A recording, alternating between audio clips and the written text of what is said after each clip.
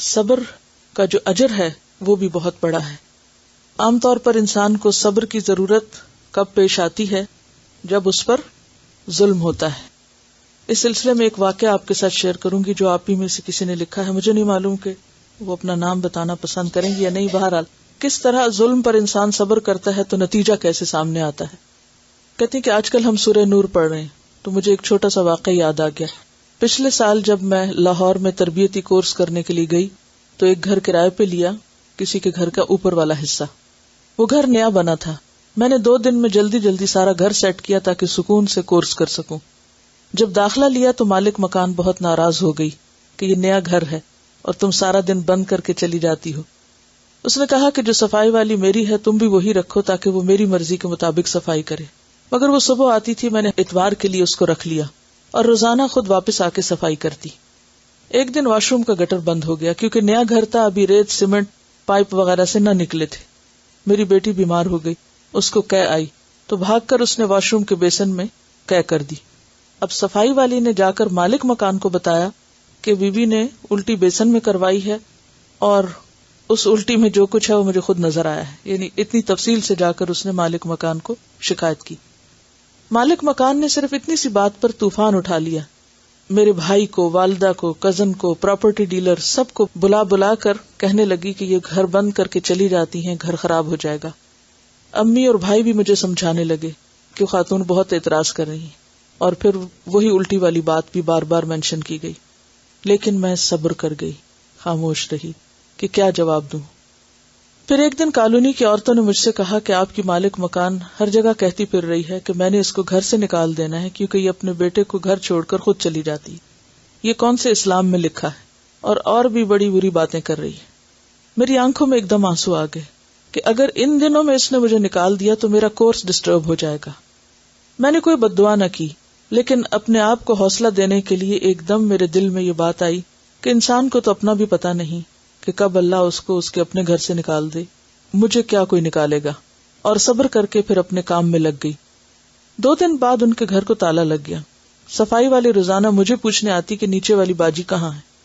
10 دن بعد جب تالا کھلا تو کسی نے مجھے بتایا کہ مالک مکان اور اس کی شادی شدہ بیٹی ہسپتال داخل رہی ہیں.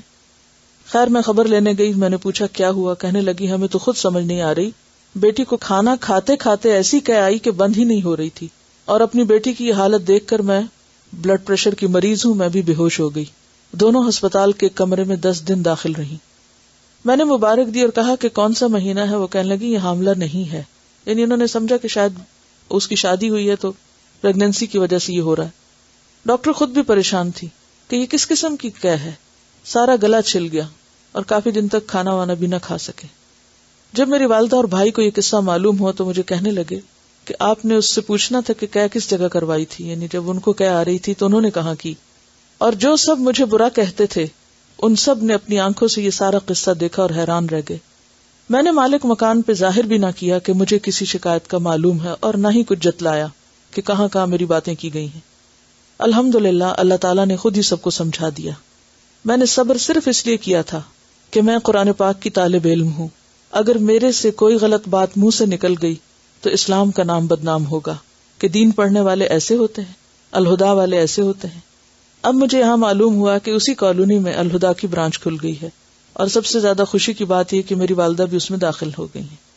مجھے فون پہ بتایا گیا کہ بہت اچھا لگ رہا ہے, اور سبق یاد کرنے کا طریقہ پوچھ رہی تھی. الحمدللہ. تو بات یہ ہے کہ اس کو کہتے ہیں صبر, کہ جب آپ پر ناروا قسم کا الزام لگے اور بے جا قسم کی آپ کے خلاف باتیں کی جائیں, اور آپ اس موقع پر اپنے رویے کو منفی نہ ہونے دیں. اور پھر آپ دیکھیں کہ اللہ تعالیٰ کا یہ وعدہ ہے کہ ان اللہ مع الصابرین, اللہ صبر کرنے والوں کے ساتھ ہے. اور جس کے ساتھ اللہ کی مدد ہو جائے وہ وقتی طور پر امتحان سے تو گزر رہا ہے, تکلیف تو ہے, لیکن ناکام نہیں ہو سکتا. اللہ کی مدد ضرور آتی ہے. اور بعض اوقات اللہ تعالیٰ ایسے حالات پیدا کر دیتا ہے کہ انسان کے اوپر آنے والے الزام, اور خاص طور پر دین کا کام کرنے کی وجہ سے جو بے جا اور ناروا باتیں کی جاتی ہیں, کیونکہ وہ حدیث بھی آتی ہے نا کہ 3 لوگوں کی مدد کرنا اللہ کے ذمہ ہے. 3 لوگوں کی مدد کرنا اللہ کے ذمہ ہے, اور ان میں سے ایک شخص جو اللہ کے راستے میں جہاد کرنے والا ہو. جو اللہ کے راستے میں نکلنے والا ہو. یعنی اللہ اس کو تنہا نہیں چھوڑتا، اس کی مدد ضرور کرتا ہے. اور قرآن میں بھی کیا آتا ہے؟ وَلَيَنْصُرَنَّ اللَّهُ مَن يَنْصُرُهُ، اللہ ضرور مدد کرے گا اس کی جو اس کی مدد کرتا ہے. اگر ہم اپنی ذات سے کسی کو تکلیف نہ دے رہے ہوں، کسی کے لیے پریشانی کا باعث نہ ہو، اور بے وجہ آپ پر زیادتی ہو رہی ہو، تو ایسے موقع پر اپنی زبان کو بند رکھنا.